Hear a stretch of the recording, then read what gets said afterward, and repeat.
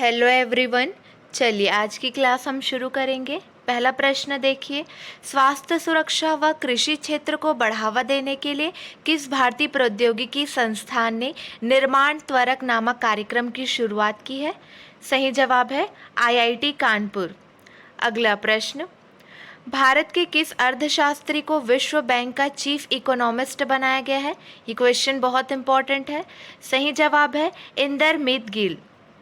ध्यान दीजिए, भारत के अर्थशास्त्री इंदरमीत गिल को विश्व बैंक का चीफ इकोनॉमिस्ट बनाया गया है। उनकी नियुक्ति 1 सितंबर 2022 से प्रभावी होगी। गिल इस पद पर नियुक्त होने वाले दूसरे भारतीय हैं। इससे पहले कौशिक बासु 2012 से 2016 तक इस पद पर थे। गिल अभी वर्ल्ड बैंक में इक्विटेबल ग्रोथ फाइनेंस और इंस्टीट्यूशंस के वाइस प्रेसिडेंट हैं। इंदरमीत गिल का पिछड़ा कार्य और करियर देखिए। पहला पॉइंट देखिए, 2016 से 2021 के बीच वह ड्यूक यूनिवर्सिटी में प्रोफेसर ऑफ पब्लिक पॉलिसी और ब्रुकिंग्स इंस्टीट्यूशन में global economy and development program में नॉन रेजिडेंट सीनियर फेलो रहे। सेकेंड पॉइंट है, गिल को चीफ इकोनॉमिस्ट के साथ साथ डेवलपमेंट इकोनॉमिस्ट का सीनियर वाइस प्रेसिडेंट बनाया गया है। थर्ड पॉइंट, वर्ल्ड बैंक के प्रेसिडेंट डेविड मलपास ने एक बयान में कहा कि इंदरमीत गिल तो ग्रोथ, गरीबी, इंस्टीट्यूशंस, कॉन्फ्लिक्ट और क्लाइमेट चेंज जैसे मुद्दों पर सरकारों के साथ काम करने का व्यापक अनुभव है। उनका इमेज देखिए। अगला प्रश्न, पेटीएम पेमेंट सर्विसेज लिमिटेड के सीईओ के रूप में किन्हें नियुक्त किया गया है? सही जवाब है नकुल जैन को नियुक्त किया गया है। उनका इमेज देखिए। सार्वजनिक रूप से सूचीबद्ध 197 कम्युनिकेशन पेटीएम की मूल इकाई ने स्टैंडर्ड चार्टर्ड बैंक के कार्यकारी नकुल जैन को पेटीएम पेमेंट सर्विसेज लिमिटेड के सीईओ के रूप में नियुक्त किया है। जैन ने पहले स्टैंडर्ड चार्टर्ड बैंक में निजी बैंकिंग, प्राथमिकता बैंकिंग, जमा और शाखा बैंकिंग के प्रबंध निदेशक के रूप में कार्य किया। पेटीएम के एमडी और सीईओ कौन है? विजय शेखर शर्मा। पेटीएम की स्थापना कब हुई? अगस्त 2010 में। पेटीएम मुख्यालय है नोएडा, उत्तर प्रदेश। ठीक है। अगला प्रश्न, प्रसिद्ध मराठी लेखक का निधन हो गया है। वो हैं, 4 ऑप्शन दिए गए हैं, इनमें से वो कौन है? सही जवाब है अनंत यशवंत जी। वरिष्ठ लेखक अनंत उर्फ नंदा खरे का लंबी बीमारी के चलते पुणे में निधन हो गया। वह 76 वर्ष के थे। नंदा खरे के निधन से साहित्य के क्षेत्र में मातम छाया है। उन्होंने विज्ञान, समाजशास्त्र और भूगोल जैसे विभिन्न विषयों पर 19 पुस्तकें लिखी, जिनमें से उनकी कुछ सबसे प्रसिद्ध कृतियाँ अंटाजीची बखर, बखर अंतकलाची और उद्धा है। उन्होंने करीब 11 वर्षों तक आजचा सुधारक अखबार के संपादकीय बोर्ड में भी काम किया था और मराठी विज्ञान परिषद के सदस्य थे। अगला प्रश्न, अल्बानिया के राष्ट्रपति पद की शपथ किसने ली? 4 ऑप्शन दिए गए हैं।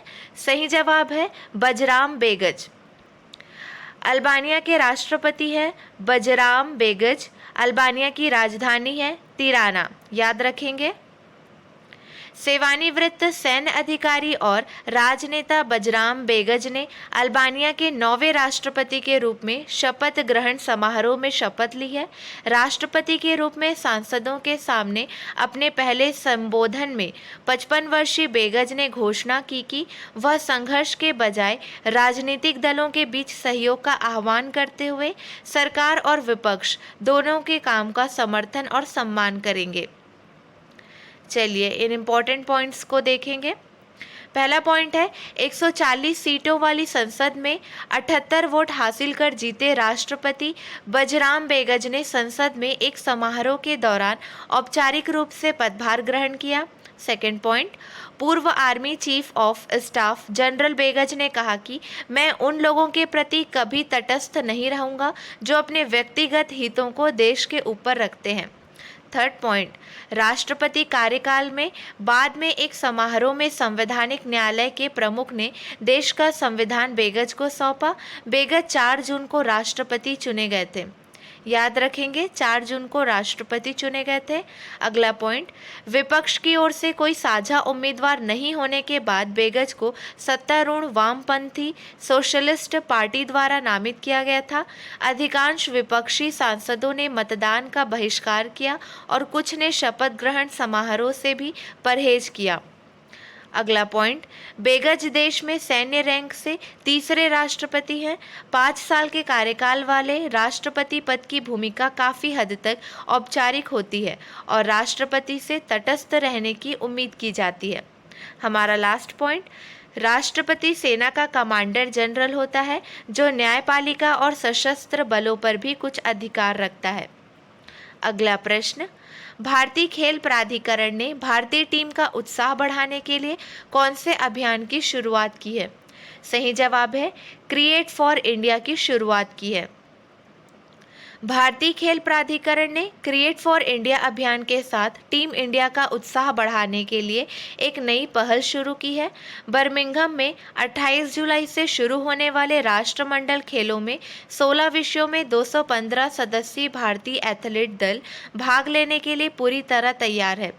CWG कॉमनवेल्थ गेम 2022 का आदर्श वाक्य गेम्स फॉर एवरीवन है। इस खेल का आयोजन 28 जुलाई 2022 से 8 अगस्त 2022 तक होगा। अगला प्रश्न, BCCI ने अंपायरों के लिए नई A+ श्रेणी पेश की। इस कैटेगरी में देश के कितने अंपायरों को शामिल किया गया है? सही जवाब है 10 अंपायरों को शामिल किया गया है। भारतीय क्रिकेट कंट्रोल बोर्ड ने भारतीय अंपायरों के लिए एक नई कैटेगरी A+ बनाई है। इस कैटेगरी में देश के टॉप 10 अंपायरों को शामिल किया गया है। अंतर्राष्ट्रीय क्रिकेट काउंसिल के एलिट पैनल में शामिल अंपायर नितिन मेनन भी BCCI के इस नई कैटेगरी में शामिल किए गए हैं। A+ और A श्रेणियों के अंपायरों को प्रथम श्रेणी के खेल के लिए प्रतिदिन 40,000 रुपये का भुगतान किया जाता है, जबकि B और C श्रेणी में 30,000 रुपये प्रतिदिन का भुगतान किया जाता है। BCCI के अध्यक्ष कौन है? सौरव गांगुली। BCCI सचिव है जय शाह। BCCI मुख्यालय मुंबई में है। BCCI की स्थापना हुई दिसंबर 1928। ये सारे पॉइंट्स बहुत इंपॉर्टेंट है, याद रखेंगे।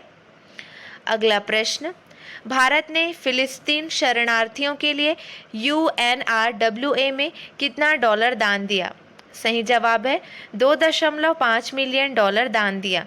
इमेज देखिए, भारत ने नियर ईस्ट में फिलिस्तीन शरणार्थियों के लिए संयुक्त राष्ट्र राहत और कार्य एजेंसी UNRWA को 2.5 मिलियन अमेरिकी डॉलर का योगदान दिया।